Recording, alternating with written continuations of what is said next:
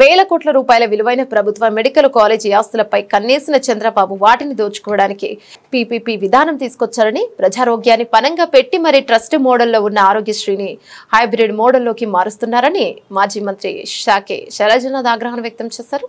అనంతరం వైఎస్ఆర్సీపీ కార్యాలయంలో ఆయన మీడియాతో మాట్లాడుతూ ప్రభుత్వ మెడికల్ కాలేజీలను ప్రైవేట్ పరం చేయాలన్న ప్రభుత్వ నిర్ణయాన్ని తక్షణం వెనక్కి తీసుకోవాలని డిమాండ్ చేశారు.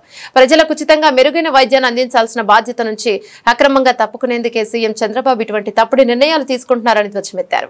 అత్యంత దుర్మార్గమైన నిర్ణయాలు చేశాడు. ఒకటి, ప్రైవేట్ మెడికల్ కాలేజీని ఆంధ్రప్రదేశ్ రాష్ట్రంలో పెడతాము పీపీపీ బోర్డు కింద అని 10 కాలేజీలు పెడతా ఉన్నామని చెప్పుకున్నాడు చంద్రబాబు నాయుడు గారు.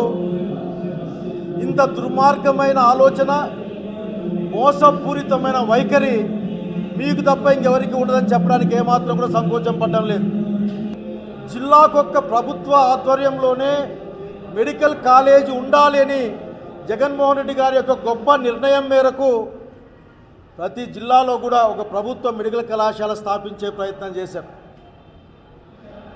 ఒక ప్రభుత్వ మెడికల్ కళాశాల స్థాపించడం అంటే వివిధ స్థాయిల్లో ఉన్న ప్రజా ఆరోగ్య రంగాన్ని బలోపేతం చేయడం. మీరు అధికారంలోకి వచ్చినప్పటి నుంచే మీ యొక్క దుష్ట బుద్ధిని బయట పెడతా వచ్చారు.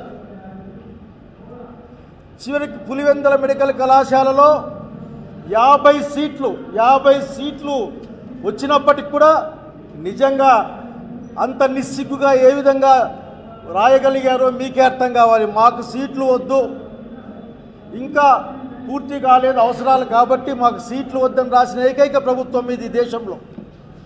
ఈ దేశంలోని వివిధ రాష్ట్రాల ప్రజలు, వివిధ రాష్ట్రాల ప్రభుత్వాలు తమ ప్రాంతాల్లో ప్రభుత్వ మెడికల్ కళాశాల కోసం కష్టపడుతూ ఉంటాయి. ఆల్రెడీ అనుమతులు వచ్చిన వాటిని కూడా కాదని చెప్పే మీ యొక్క దుర్మార్గాన్ని మేము బయట చెప్పాలనుకుంటా ఉన్నాం. మేము స్పష్టంగా అడుగుతున్నాం ప్రజల పక్షాన. ప్రజలు మాట్లాడుతూ ఉన్నారు ఈ రోజున.